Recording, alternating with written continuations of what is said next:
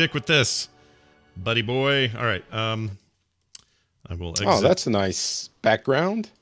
Yeah, it is nice. Thanks. Is that the new? It's very hard. Is that the new hero or something? No, I have a giant pile of Blizzard art, and it's the first thing I grabbed that wasn't Illidan. Well, it's very Illidan-like. It's Illidan-ish, so it's very nice. All right. It is. It's a Demon Hunter Murloc. Well done. Okay, here goes then. Let's make a show. Hold on, everybody in the chat. It's starting now. Hold on to your butts. Hold on to thine butts. It begins in 2, 3, 1. That doesn't work that way. 3, 2, 1.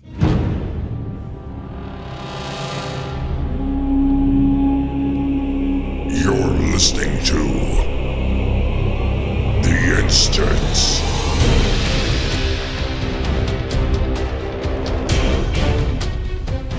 Hello, everybody. Welcome back to The Instance, episode 606 of said Instance. It's Tuesday, June 30th, 2020.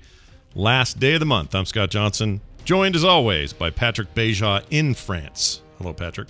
What? Are you not in France? Sorry, what? you're in Finland.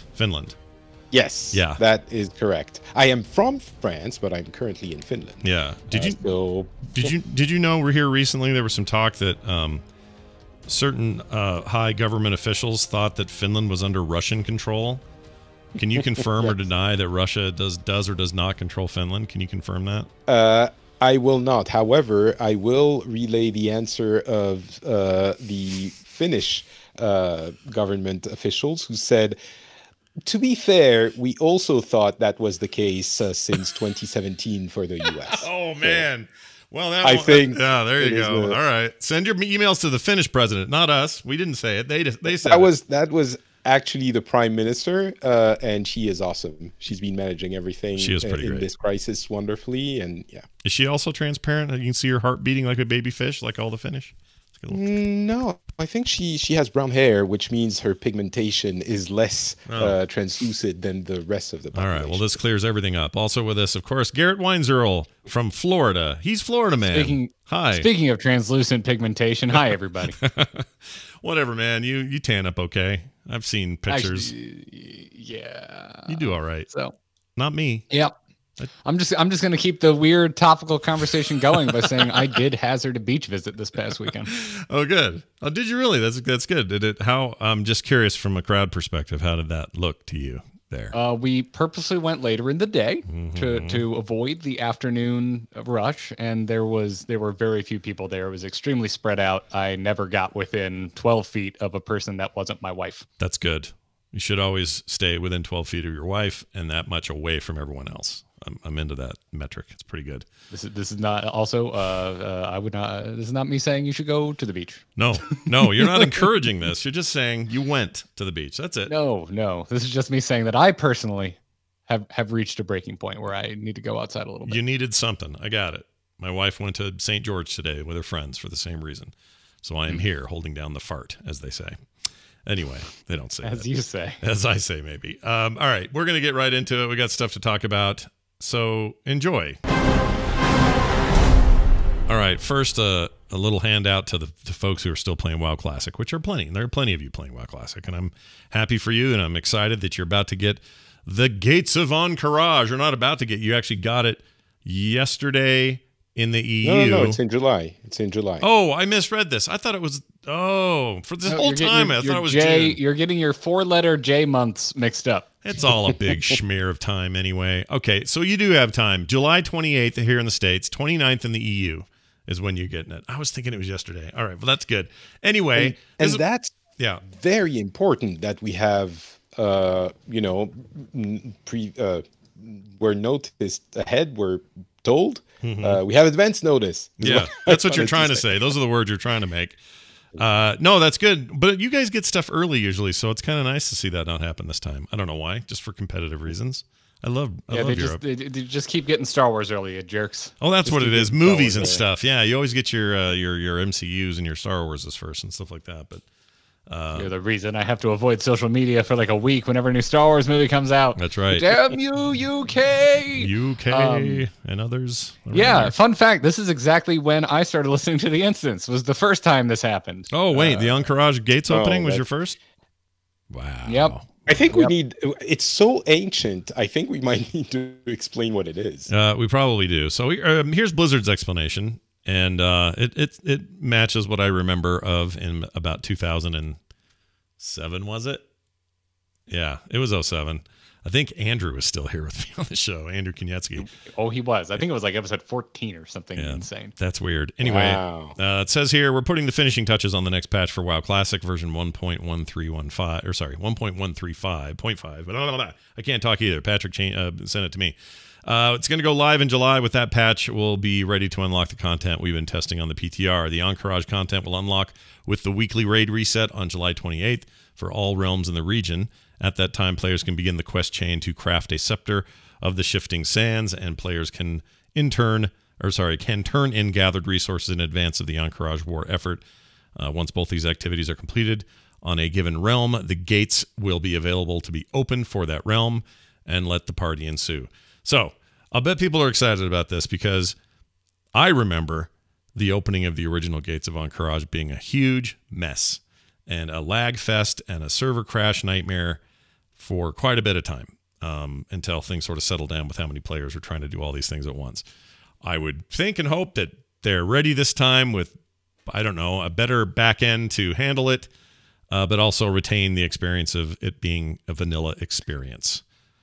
It seems difficult. It's not, the problem is it's about server structure or design. And it's difficult to have both a faithful server design from back in the day, meaning WoW Classic type, and something that can handle the incredible influx of, because you explained the process, you didn't explain what happens once that process is completed.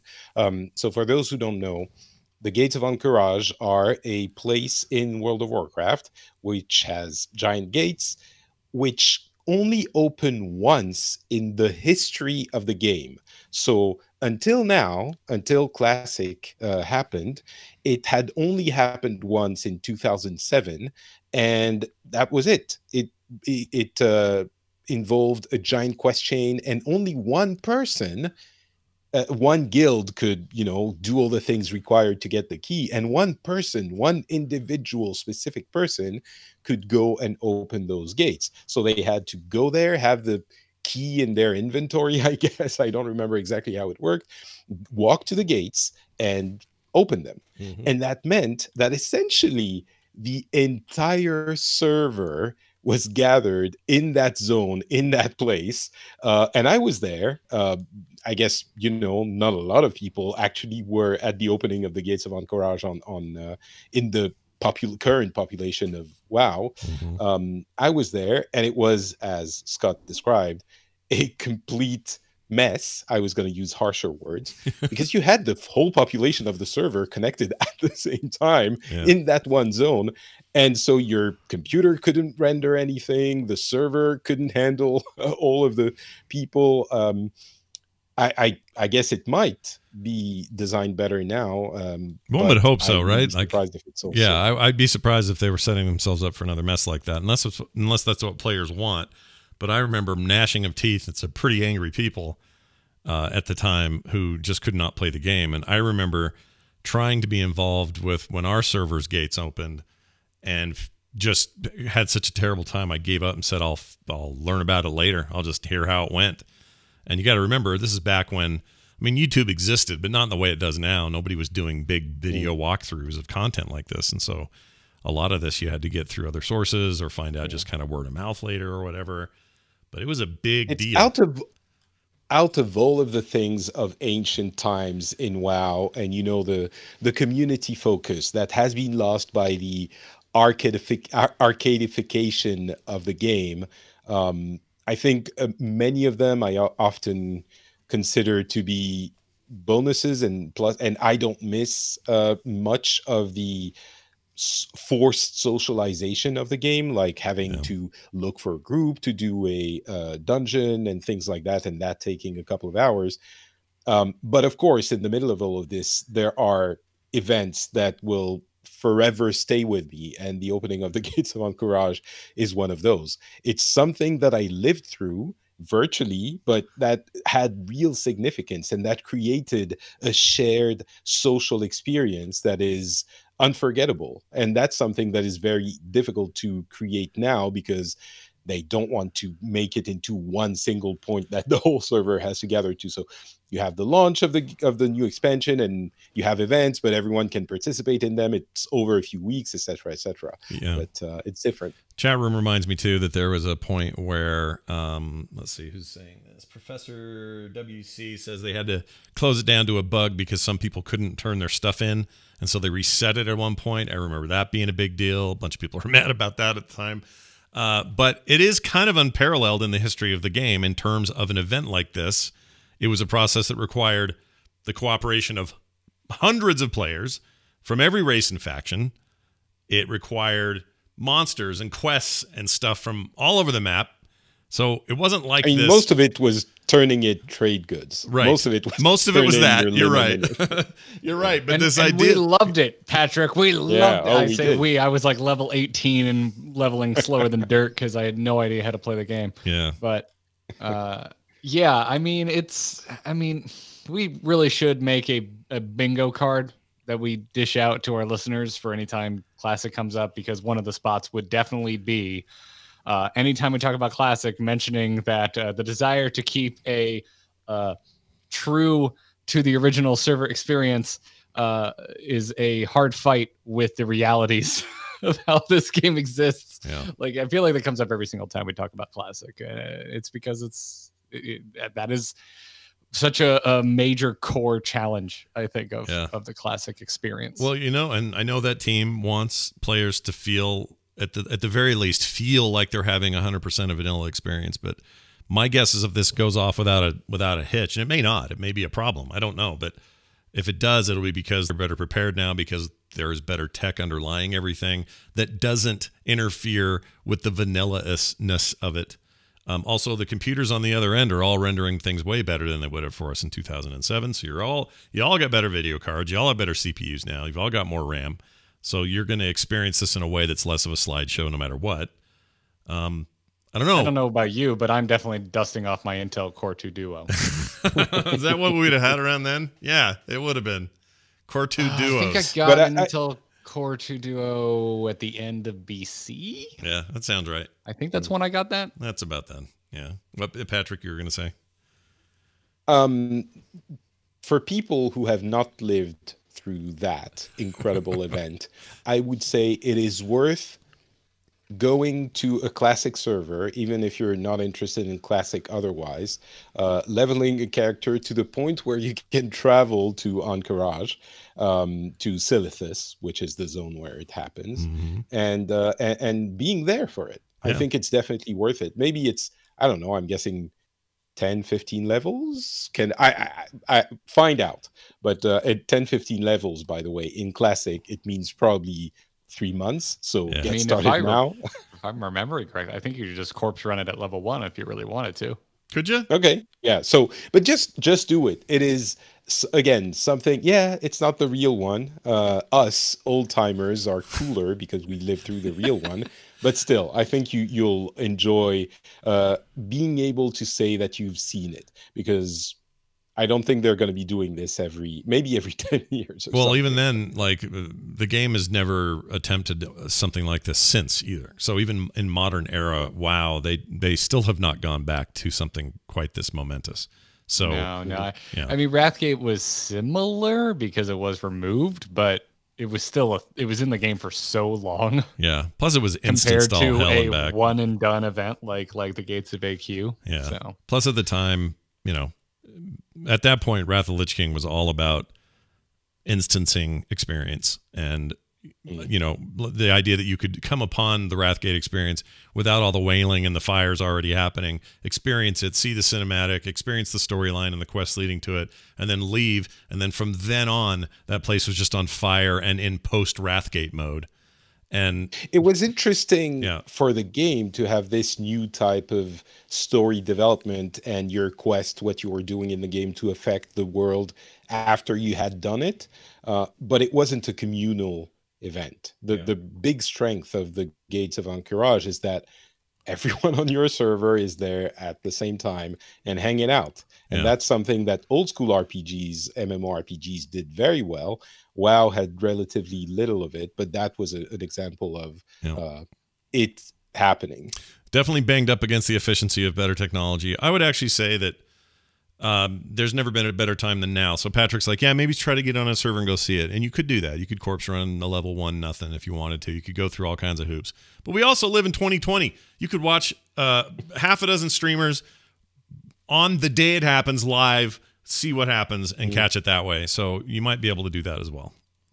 That's true, but then if you do that, you can go watch a YouTube video. It kind of removes you from the thing. I understand it's not everyone's going to do it, but right. I don't know. I mean, there is there. Yeah, you're right. You're not wrong. I mean, do any of is anyone in this room wanting to go do this when it happens live?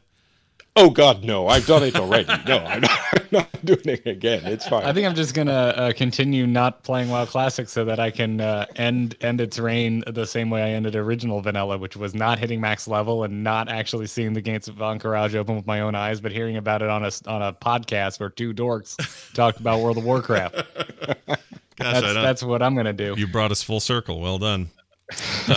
I'm excited for classical players. I think it's cool. I'm not gonna go be there live, but I might watch a live stream or something.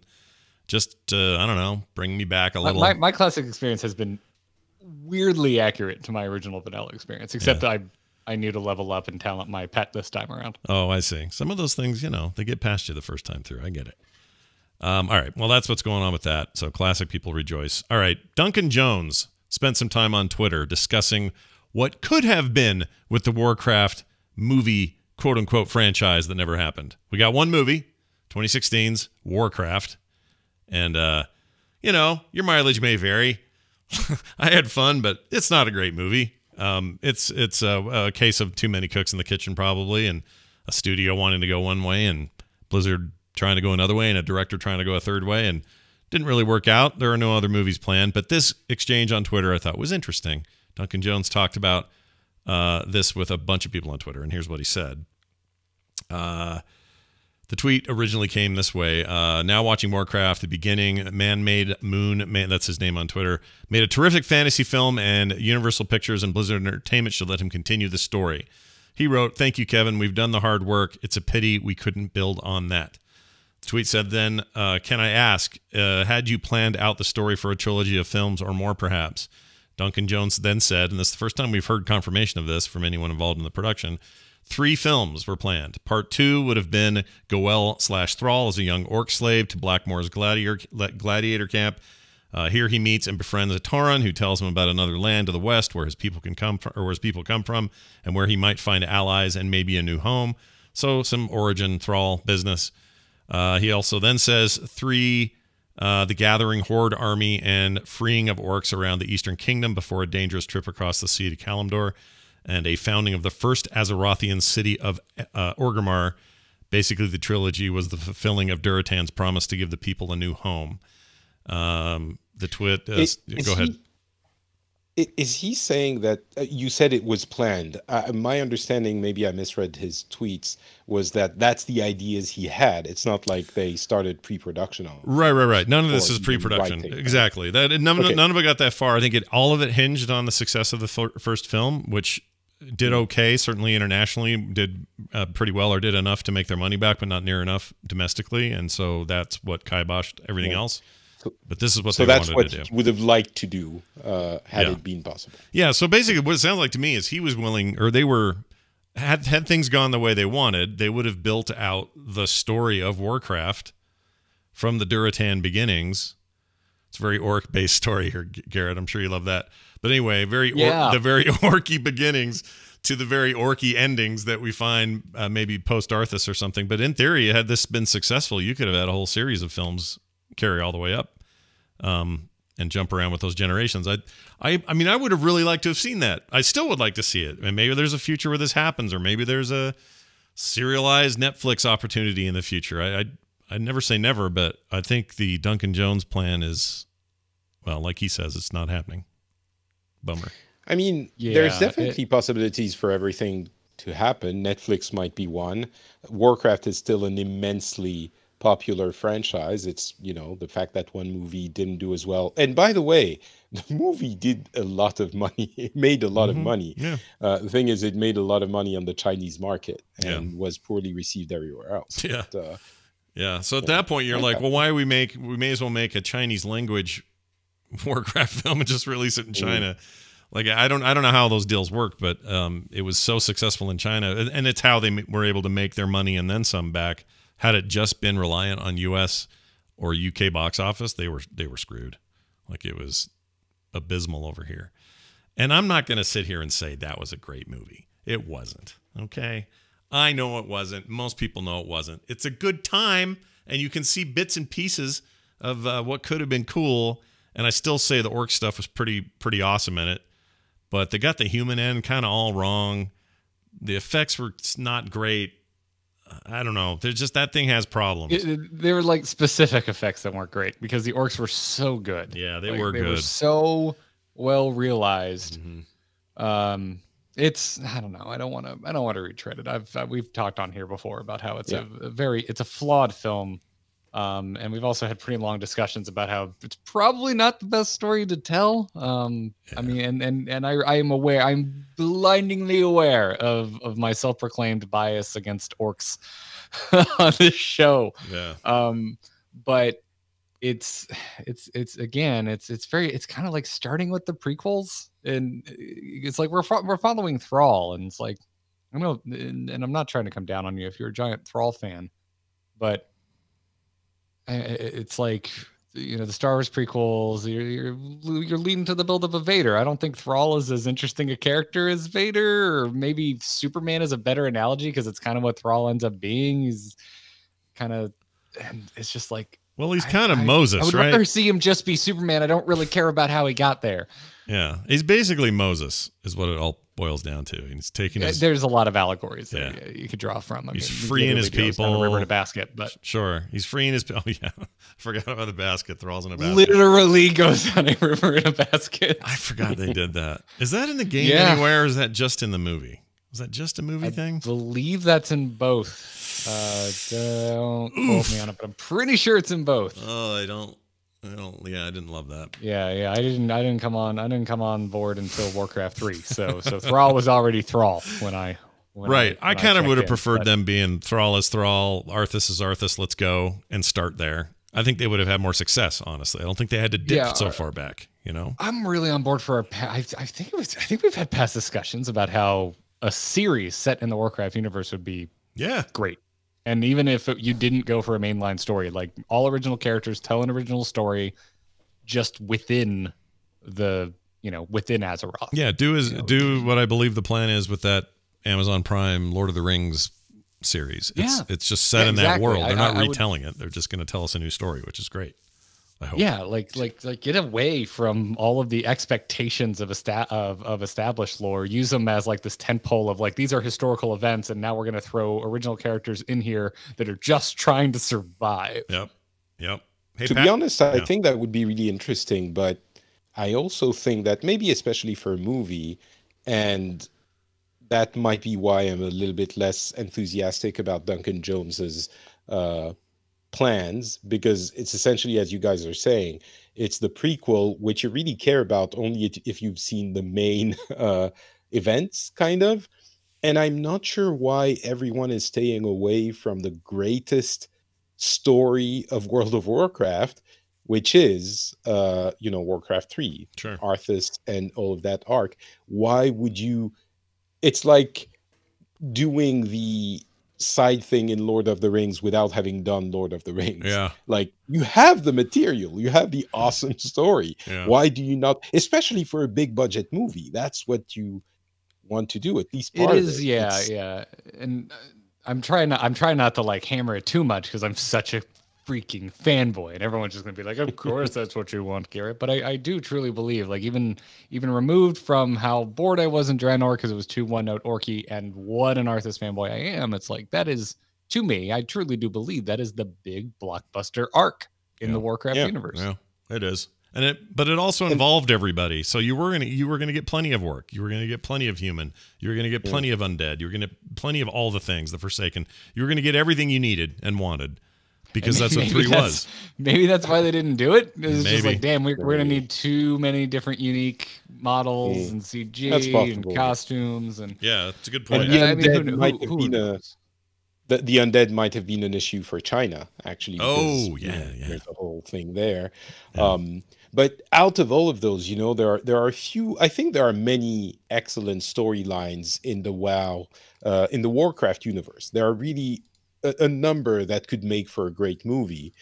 But the Arthas one even provides with incredible cinematic moments that Arthas's return and his killing of King Tyrannus, his father, is a chilling moment. You can absolutely see how it would be a powerful emotional moment in a movie, which is so sad that you wouldn't take advantage of this. Yeah. I mean, I think I don't know. What do you guys think the book reading audience of Game of Thrones pre Game of Thrones is larger or smaller than the Warcraft 3 audience? Oh, interesting.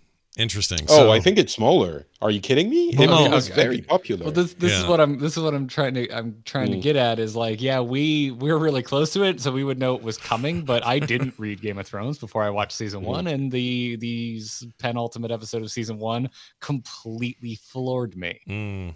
Yeah, but I think it would still work on a majority if it was something that, like Game of Thrones, would popularize the. Well, that's what I'm getting at is if you really nailed teeing up Arthas as a hero, and then you just pull the rug out from the audience the same way you've set up a certain character to clearly be the main character. This is our hero. This is who we're rooting for.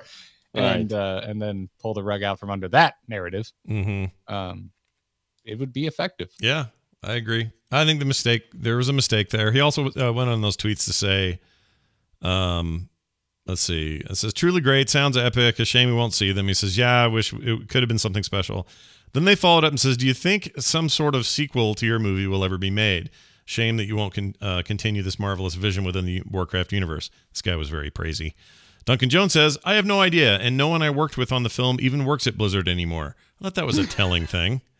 Because that's true. Chris is gone. Rob Pardo. The big one was Chris, and we're all very aware that he's not at Blizzard anymore. Yeah, Chris is a big one. So you got Metznata there. Rob Pardo was sort of executive producer dude in charge of like making that all happen.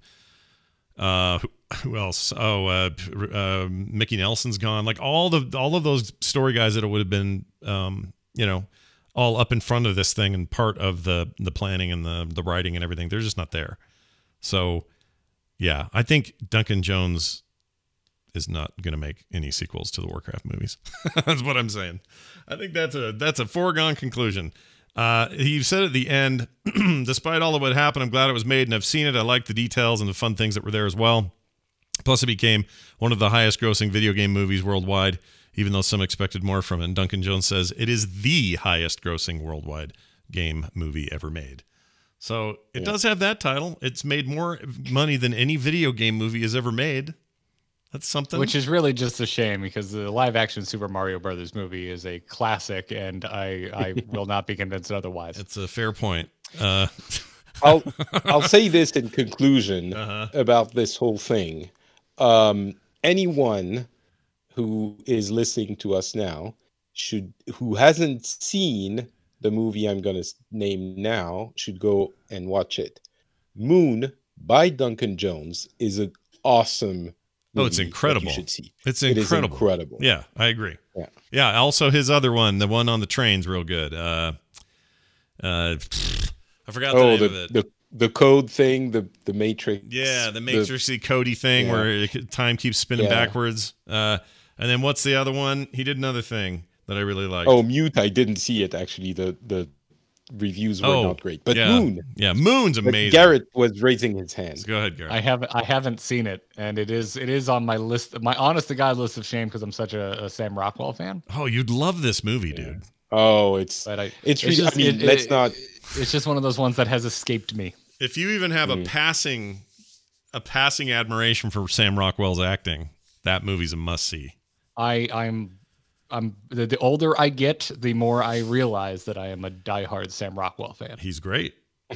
He's great. There's nothing wrong with him. Actually, I think it's streaming now too. Let's see. I'm just going to confirm this is good podcasting content. Moon. Oh, it's great. Everyone tunes in to listen to us Google. Yep, for sure. Oh, no longer streaming, but was on Netflix not long ago. We watched it for FilmSack, but it's rentable everywhere. I'm sure I could get it for a reasonable price. I think that you can. Yeah. All right. Let's see. We also have a new date for the Shadowlands update. This is kind of a big deal. This is the one that got pushed off the early weeks of this month due to that first week of protests. Sorry, go ahead. This has been pushed quite a bit. Oh yeah, quite a bit. I thought I expected. I thought it was going to be a couple of weeks at the most, and ended up being a full month of delay. And again, it was at the time due to the protests, and they didn't feel like it was time to do this in the middle of all that. Things were just popping off that week. So now the live stream will happen on July 8th. That's at 9 a.m. Pacific time. And they're going to do it then. Executive producer John Haidt and game director Ian Azacostas will be on screen. They'll show more about the upcoming expansion, give you a look at some of the latest content now in development. Again, that is July 8th, 9 a.m. in the morning. That's, geez, what is that Eastern? That's 9, 10, 11, 12 Eastern, noon Eastern. Noon. Yeah, it took me a second. You know, have to count these things out in your head sometimes. Anyway, it'll be on the World of Warcraft Twitch and the YouTube channel, which I thought was interesting. I thought they had an exclusive deal with YouTube, but I guess not. It's for esports. Yeah. Oh, that's right. It's an esports exclusivity, isn't it? Good point. We look forward to showing you more of what's coming in Shadowlands. We hope to see you then, they say. Now, I'm going to make the... I'm going to float an opinion here. I think they're way underplaying this showcase, whatever they're going to show. Either because... An opinion or a theory? Or well, a theory. It's a hypothesis. Not quite a theory, not quite a law. Here's what I think. I think that they are underplaying it for one of two possible reasons. Because it's all very vanilla here, what they're saying. Pretty generic stuff. Either they've got really cool stuff to show, and so they're under-hyping and will over-deliver. Or they really don't have much to show. And I'm a little worried about that one. Or the other, Scott. I'm just worried about it being the second one. I don't want it to be that. I want it to be the first one. I want to get hyped about the Warcraft expansion, like hard. And I already kind of am, but I want to be more than I am every time. So this time I want to be more hyped, and I want it to be rad, whatever they're going to show us. But it's all really, the language of this is just, we will share more about the expansion. Check it out with these two guys you know. They'll say stuff about Shadowlands. Hope to see you then. Like, it's just not super exciting.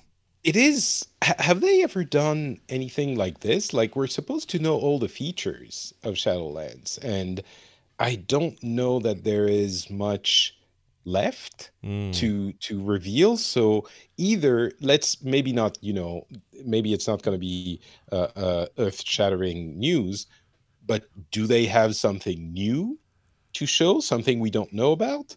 Yeah. That would be interesting, even if it's not something incredible.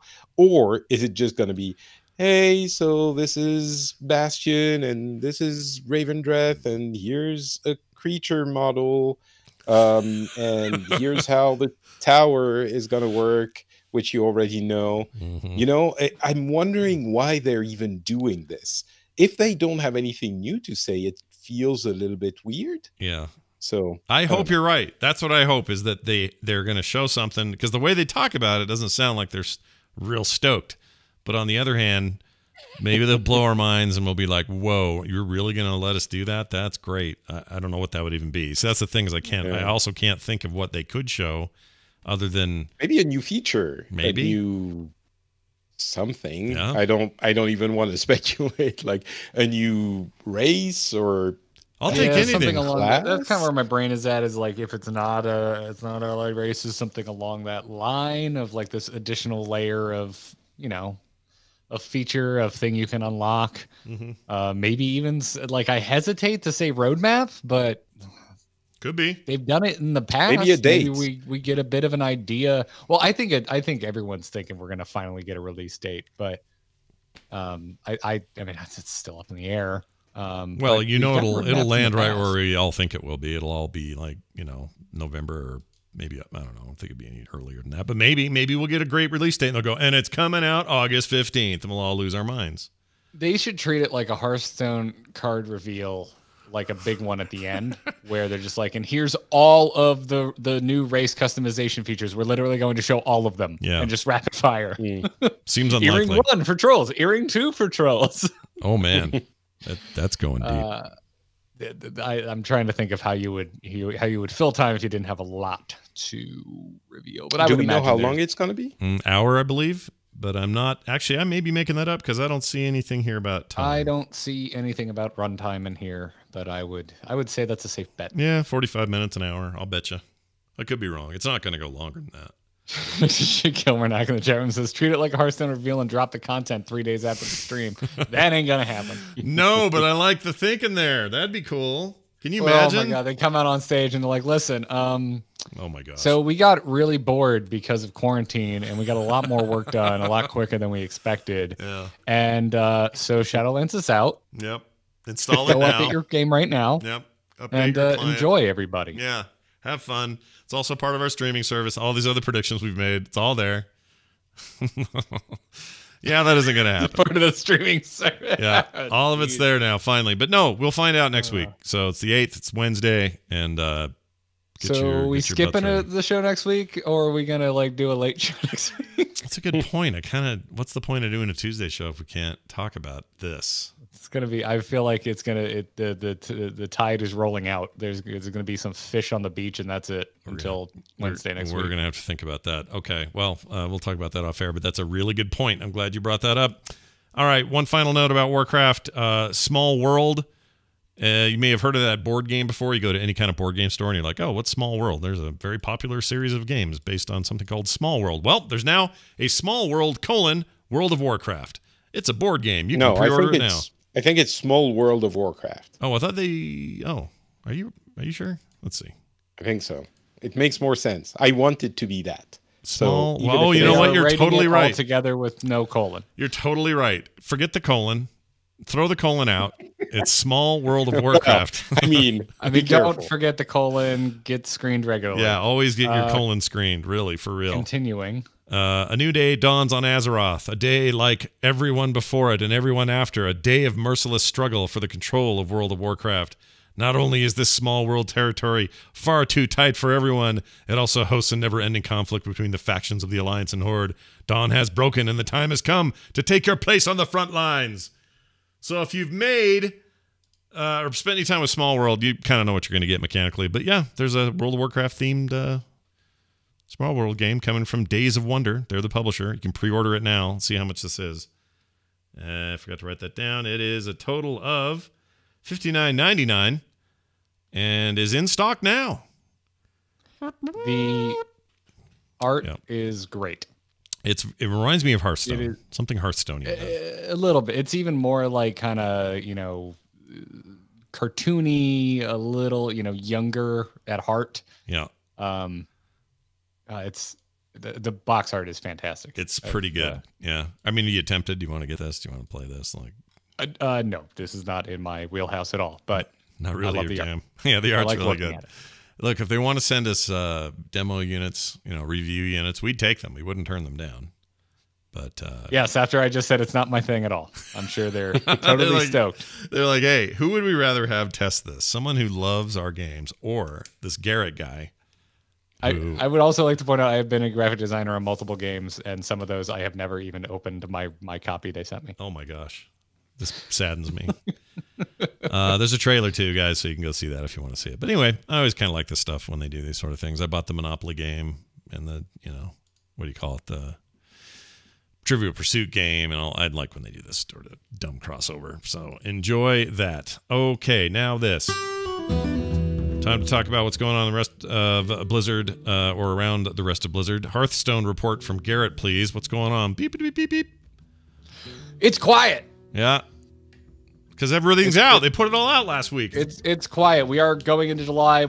Usually hear about a new expansion in July. Okay, so all quiet. Actually, sometimes a new expansion. I think a new expansions usually come out in July because it's always terrible timing for me because that's when I usually actually take a vacation. July is your month, is it? Okay. Yeah. Yeah. I like August. I don't know why. August is on normal years anyway. That's the time of year I like to go somewhere. That's when I like games to come out. That's, Well, you may get your wish. I like it. So last year, Savers of Uldum released in August, but it was announced in July. Okay, so probably something coming. Watch for that. Heroes of the Storm. May is really great. I think she's great. Great addition to the game. Well done, Heroes of the Storm. I don't think she's broken either. I think she's fine. She's tanky as hell. She's great. May. She's a little strong. Yeah. But there's just draft the dive comp, move past her, kill everybody past the May. Just ignore the May. Yeah, but she's great. And May has, I think, successfully... Honestly, I would argue this is true of every Overwatch character to make their way to Heroes of the Storm. She has made her way over there just fine. They fit right in. Yeah, I think she's the most unique in like compared to her Overwatch counterpart. She doesn't feel as May-like, whereas Lucio and Tracer and Zarya feel very much like their Overwatch versions. But May is pretty unique and yet still feels like May. Yep. I've been lavishing May with praise, saying that I really like her because she feels like an old school Heroes design. She feels like her kit feels like it could have existed in the tech alpha. Oh, interesting. Yeah, that's true, I guess. Which I really like because I'm an old man on my front porch when it comes to Heroes of the Storm. I think of these new flashy heroes with their movement ability or being able to fly into the sky like Deathwing. It's all bells and whistles to me. Give me some stutter stepping and a nice slide interrupt and that kind of stuff. You don't want no candy. You want meat and potatoes, damn it. Exactly. That's what Back you're in saying. my day, we stutter stepped and we used Q and we used W and we used Z. And if you got caught out, you died. You didn't get to jump over a wall like Genji. Yep. Sometimes you'd use R, but very infrequently. Yeah, sometimes you would use R, but depending on the cooldown, you may not get to use it again for a long time. Yeah. And if you're certain characters, you got to get that D. All right. What else? Happy 25 May years. is one of those, by the way. Happy 20. Yeah, she is. Happy 25-year anniversary to Diablo II. I kind of thought they'd use the day of the thing to announce a remaster, and they didn't. So if you're still thinking that's the thing we're going to get, either announced this year or not, hasn't happened yet. But happy 25 years to my Blizzard 20, game. That was 20 years. What'd I say, 25? 25. Oh, it's because I wrote 25. I meant 20. Happy 20 years to Diablo 2. I will mention one thing. 25. Yeah.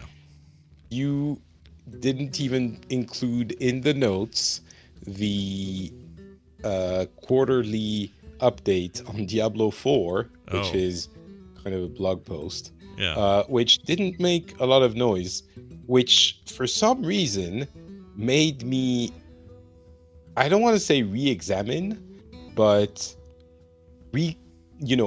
consider my excitement for Diablo 4. And I have to say, I'm a little bit getting into, maybe it's because we haven't had a lot of content and there's nothing to get excited about, but it's kind of, I'm wondering how much of it was that we wanted it to be announced and have the excitement when it was announced, but it's really a Diablo 3, an improved Diablo 3. Interesting. I don't know. The fact that there was a massive blog with information about Diablo 4, which we've been starved for. There has been one of those before, I think. Yeah.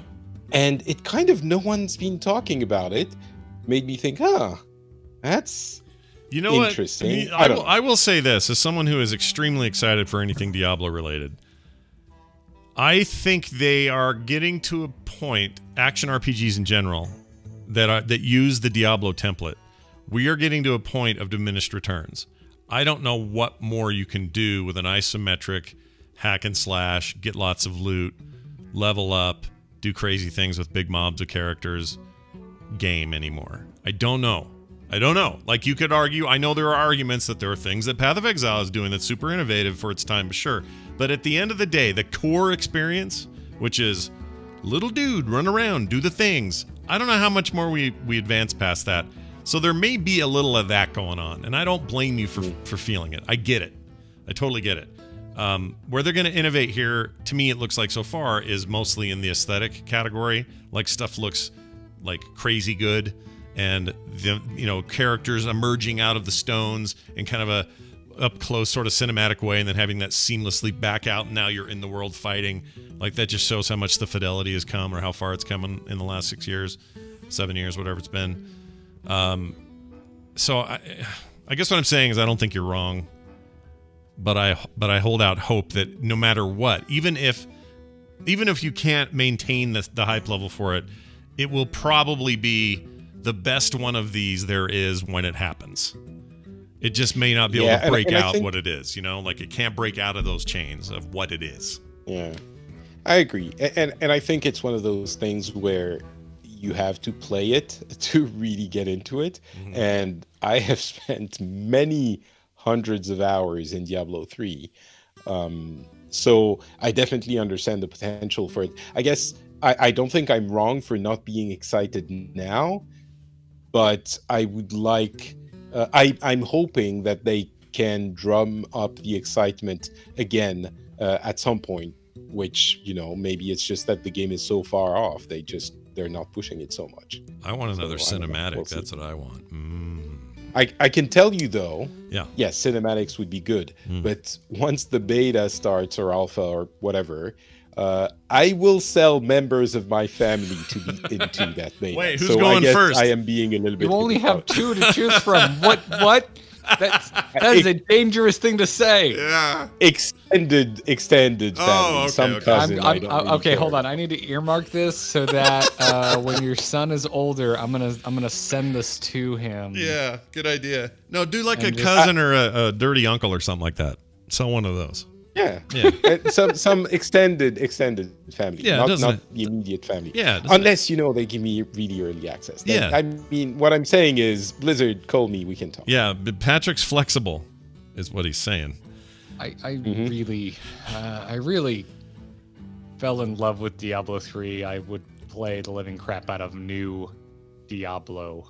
But at the same time, I think we talked. I think I mentioned this the last time they did one of these updates, which is these blog posts by them feel very old school Blizzard. I remember reading StarCraft 2 updates like this years before StarCraft 2 actually released. Good comparison. And we've spent so much time in the last year, especially talking about how much Blizzard has changed, and yet Diablo 4 and what looks to be a very long wait feels extremely old school Blizzard.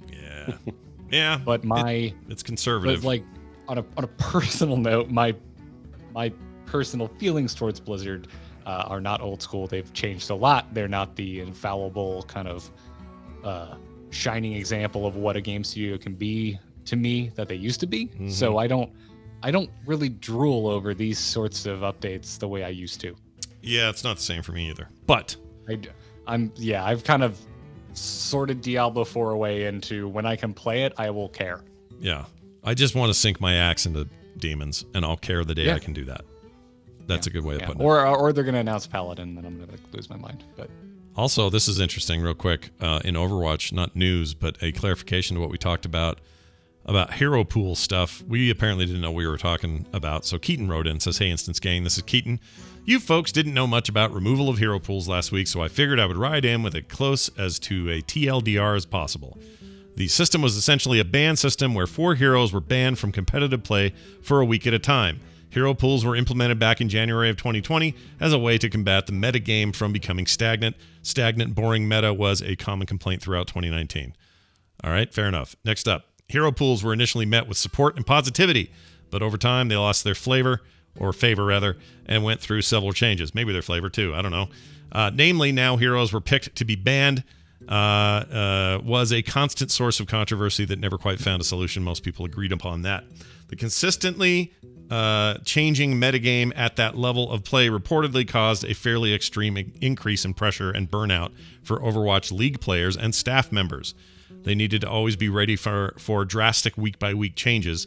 To use a real sports example, it would be like if you were an American football team and had to be prepared for weeks where your star quarterback was the best running back and was suddenly and randomly banned from the NFL. So that makes sense. I get it. For now, hero pools are going away, but they also will be reworked and come back in a different fashion at another time. The Overwatch development team has implemented an experimental card that tries out aggressive balance changes to the game live. These changes are coming at a pretty quick pace, which has solved a lot of the original stagnant meta complaints. As a 2019 Overpants competitor, I am just a hair away from an Overwatch League career. I've got my finger on the pulse of all competitive Overwatch, so just let me know if you have other questions, says Keaton. Well, Keaton, that makes sense to me. I get it now. How would it be if NFL football team had to suddenly ban your best quarterback one week, and then the next week he's back, and the next week you get an average guy, and I totally get it. So, what do you do when your least favorite NFL team sends their quarterback to your NFL team? You move to Cleveland where your team's never good. Do that. Sorry, Browns fans, but you guys suck. Sorry. I did not understand the past 2 minutes. Tom Brady is sadly in Tampa now. Yeah, he's in Tampa. Oh, that is so terrible. How could they do that? I do know the name Tom Brady, though. Yeah, you've heard of Tom Brady. Of course you have. Sure you have. Everyone knows Tom Brady. Yes, of course. No, but that's actually true. That's how influential American culture is. I know the name of that American football. He's a quarterback, right? Yeah. I don't even know what a quarterback is, but he's like the so hero little dude. about football, but even I know that. Yes, that's so funny. I So- can't believe I'm in a group where I know the most about football, because I do. I know a lot more than either of you. All right, go ahead, Patrick. What were you going to say? To be fair, I am French. Oh, yeah. So yeah, this was an interesting development. I didn't really mention it, the banning in Overwatch, because I feel it's very high level / Overwatch League only thing. But we can discuss how banning it works in different games and why it didn't work for some reason here in Overwatch, and that could be discussed for a long time. But what was really interesting to me was the fact that everyone, like Keaton touched on it in his description. It was a common complaint throughout 2019, the boring meta.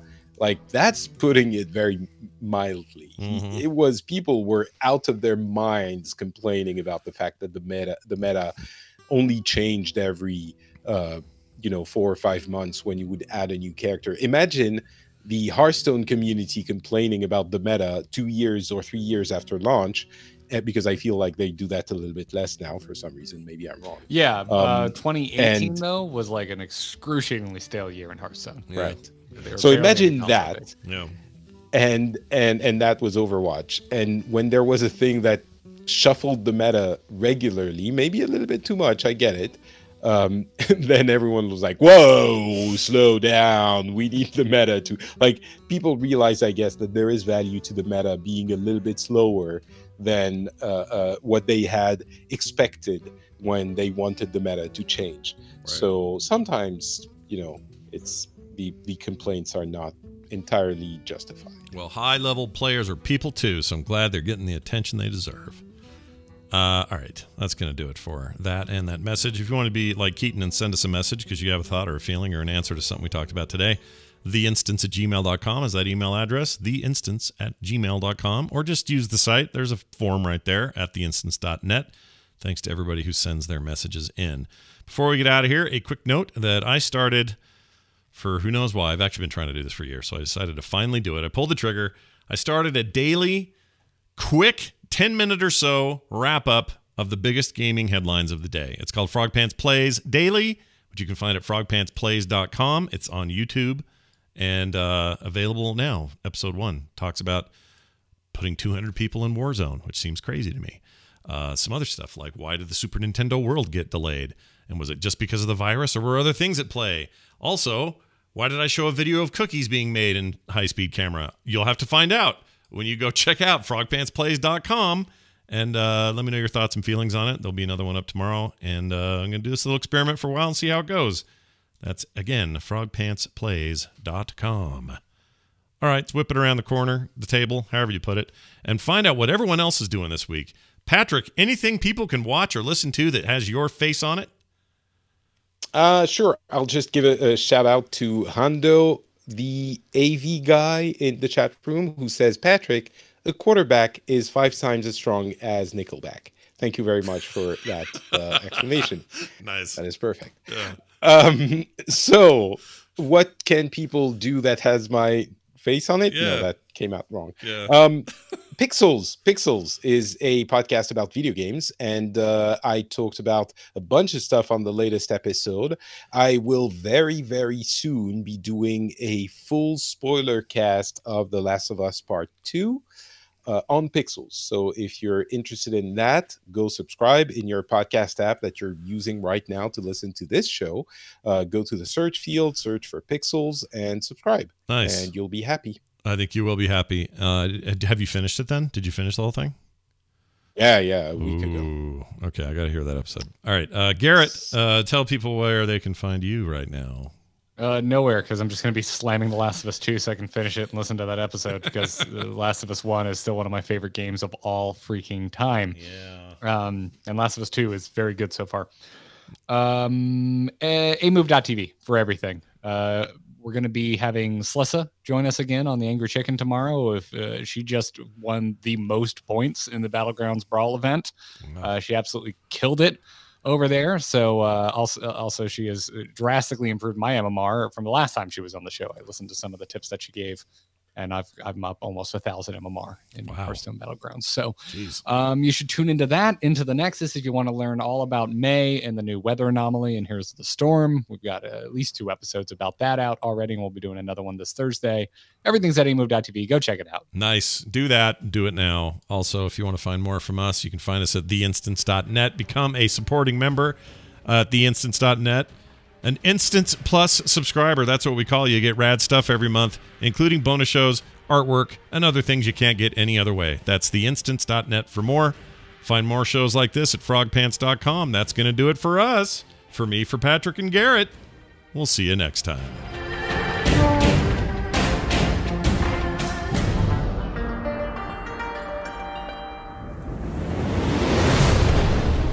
This show is part of the Frog Pants Network. Yes. Get more at frogpants.com.